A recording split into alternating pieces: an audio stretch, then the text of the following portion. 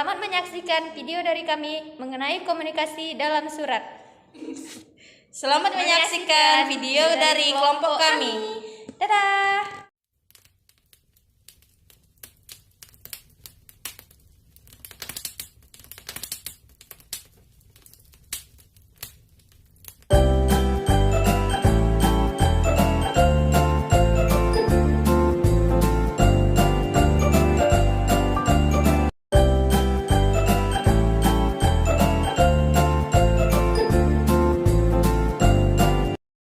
Assalamualaikum warahmatullahi wabarakatuh. Perkenalkan, nama saya Feni Lestari dari Prodi Ekonomi Syariah semester 6 kelas B.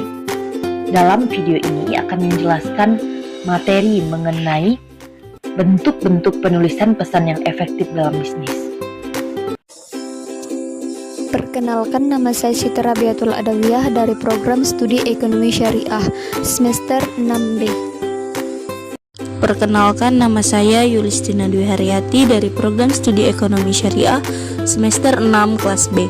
Di sini saya akan membahas mengenai pengorganisasian surat, yaitu berfokus kepada prosedur pengelolaan surat masuk. Baiklah, saya akan menjelaskan mengenai bagian pertama dari materi ini, yaitu bentuk-bentuk penulisan pesan yang efektif dalam bisnis. Penulisan dan penyampaian pesan yang efektif akan memberikan dampak dalam berkomunikasi. Nah, penulisan dan penyampaian pesan yang efektif membuat komunikasi yang kita lakukan itu berjalan dengan efektif pula. Komunikasi yang efektif ini memegang peranan penting dalam bisnis, karena informasi-informasi ataupun pesan-pesan yang berkaitan dengan bisnis dapat tersampaikan dengan tepat dan benar. Ada beberapa karakteristik di mana pesan dikatakan efektif, yaitu yang pertama ada sopan santun. Sopan santun merupakan sikap yang harus dimiliki baik itu yang menyampaikan pesan maupun yang menerima pesan, agar proses komunikasi dapat berjalan dengan efektif. Nada sopan santun akan membuat penerima merasa dihargai dan dihormati. Kata-kata yang disampaikan juga harus sopan. Kemudian, tidak membedakan jenis kelamin, serta penyampaian pesan secara tulus merupakan karakteristik dari komunikasi yang efektif. Pesan-pesan yang sopan akan bisa tersampaikan dengan baik, sehingga informasi yang didapatkan oleh penerima pesan dapat diterima dengan baik pula. Yang kedua, tepat atau benar. Pesan yang efektif harus tepat dan benar. Pesan yang tepat dan benar ini memiliki ciri-ciri tidak terdapat kesalahan baik dalam penulisan, format, tanda baca, penggunaan kata, ejaan, dan tata bahasa. Penggunaan kata-kata dan istilah yang tidak familiar akan membingungkan penerima pesan. Jadi, dalam bisnis, pesan yang disampaikan oleh pelaku bisnis harus tepat dan benar agar informasi yang disampaikan dapat benar-benar digunakan bagi penerima bisnis. Nah, dalam bisnis juga, jika terjadi kesalahan ataupun misinformasi dalam penyampaian pesan, ini akan menyebabkan kerugian, baik itu kerugian finansial ataupun kerugian yang lain-lain. Yang ketiga, ada ringkas.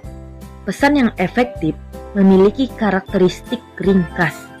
Dalam menggunakan kata atau kalimat yang disampaikan harus ringkas, tidak menggunakan kata-kata yang mubazir ataupun tidak mengulang kata-kata yang tidak perlu. Penggunaan kalimat aktif diutamakan karena kalimat aktif ini lebih mantap, ringkas, dan secara umum lebih mudah dipahami. Jadi, dalam menyampaikan pesan, pelaku bisnis dituntut untuk menyampaikan pesan secara ringkas agar mudah dipahami oleh penerima pesan. Yang keempat adalah jelas. Nah, pesan yang efektif memiliki karakteristik jelas. Artinya, Kata-kata yang disampaikan mudah dimengerti dalam sekali baca dan tidak menimbulkan keraguan ataupun memiliki makna ambigu. Nah, kalimat-kalimat yang tidak terlalu panjang dan bertalian secara logis atau koherensi.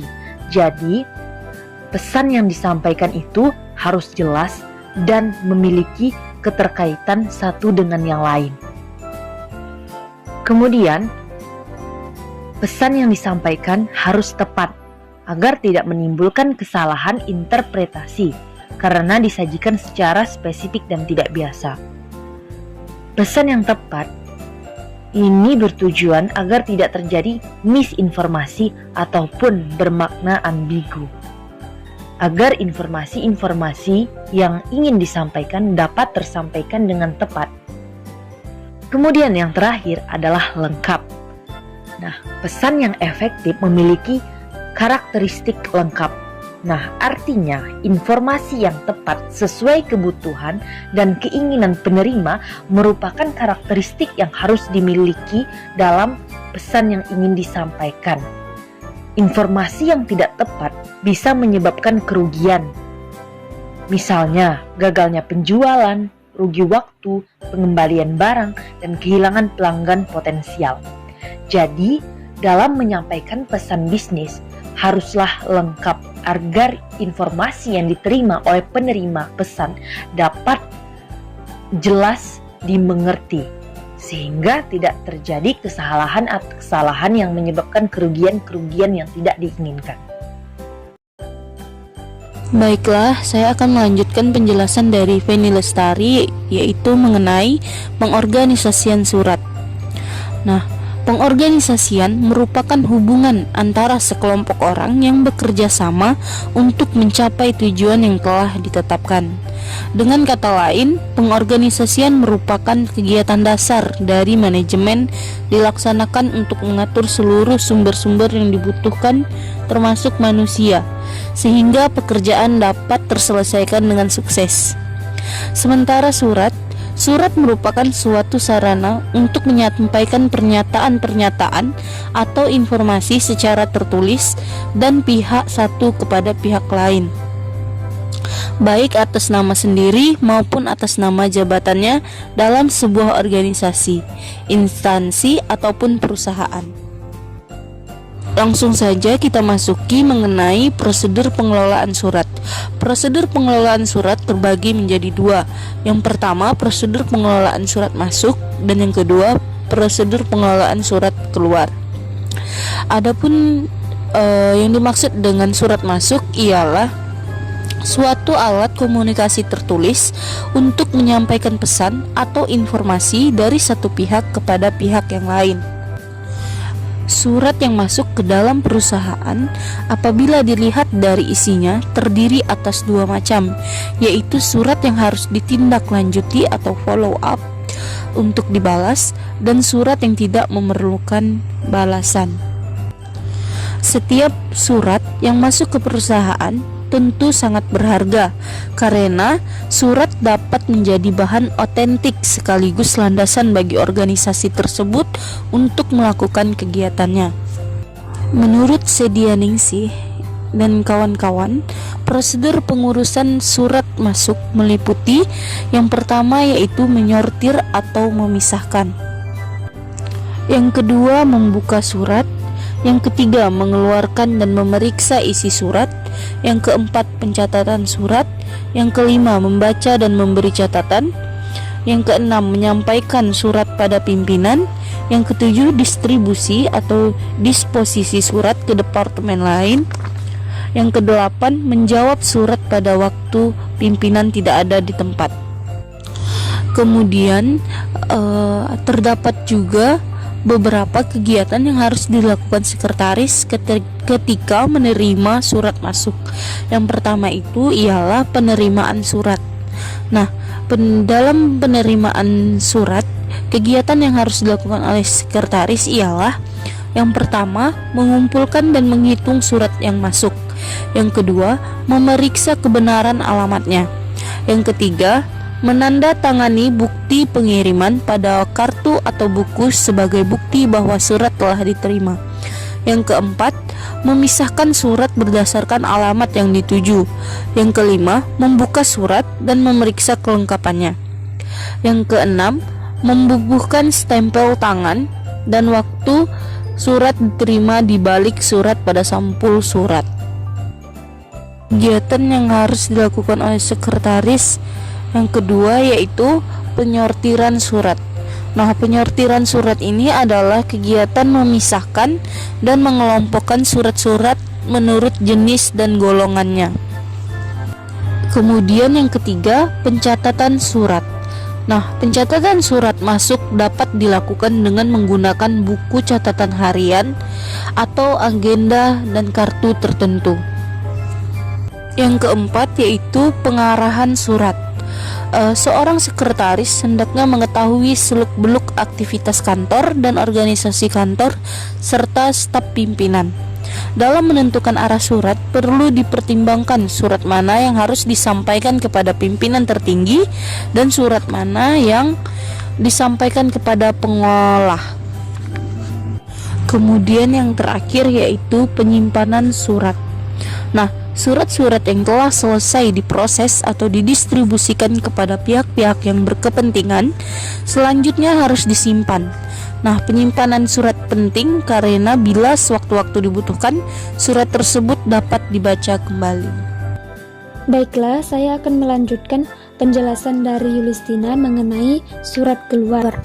Sebelum kita mengetahui bagaimana prosedur pengurusan surat keluar, perlu kita ketahui dulu apa itu surat keluar.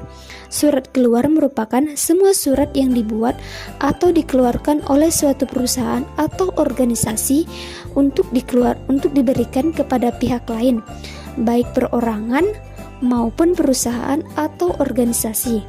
Kemudian barulah kita memasuki mengenai prosedur pengurusan surat keluar. Yang pertama di sini pembuatan konsep. Konsep sebaiknya dibuat secara lengkap, disesuaikan dengan bentuk yang dikehendaki oleh suatu organisasi kantor. Yang kedua, pengetikan. Konsep surat yang sudah mendapat persetujuan dan telah memperoleh kode atau nomor surat diserahkan kepada unit pengetikan atau penggandaan surat. Yang ketiga adalah penandatanganan. Surat disampaikan kepada pimpinan atau pejabat yang berwenang untuk menandatangani. Yang terakhir, pencatatan. Nah, untuk di dalam pencatatan ini ada beberapa kegiatan yang dilakukan. Yang pertama, niat surat yang telah ditandatangani dicap disertai kelengkapan lainnya, seperti lampiran dan amplop menjadi surat dinas resmi. Yang kedua kegiatannya, surat dinas resmi ini lebih dulu dicatat dalam buku verbal oleh petugas yang disebut verbalis. Kegiatan yang terakhir, setelah selesai pencatatan dalam buku verbal, surat pun siap untuk dikirim. Kita masuki mengenai surat bisnis memiliki yang namanya berbagai fungsi. Yang pertama, surat bisnis berfungsi sebagai wakil atau duta bagi pengiriman surat. Di dalam kaitannya dengan dalam dunia bisnis, surat bisnis berfungsi untuk pembawa pesan-pesan bisnis dari pengirim pesan kepada pihak lainnya.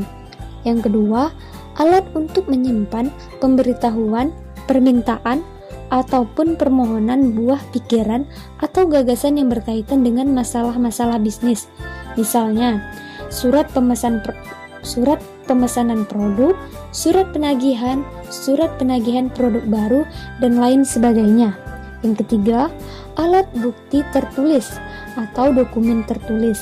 Misalnya di sini surat perjanjian jual beli, surat perintah kerja, surat kerjasama maupun surat lainnya. Yang keempat, alat untuk mengingat. Misalnya di sini surat bisnis yang diarsipkan. Pada saat dibutuhkan, surat-surat tersebut dapat dilihat dan dicek kembali untuk mengingat berbagai kegiatan yang telah dilakukan di masa lalu atau sebelumnya. Kemudian yang kelima, bukti sejarah atau historis. Misalnya di sini surat izin pendirian usaha, surat kevailitan usaha, dan surat penggabungan usaha. Yang keenam, pedoman kerja. Misalnya surat keputusan, dan surat perintah. Yang terakhir, sebagai media promosi bagi pengiriman surat.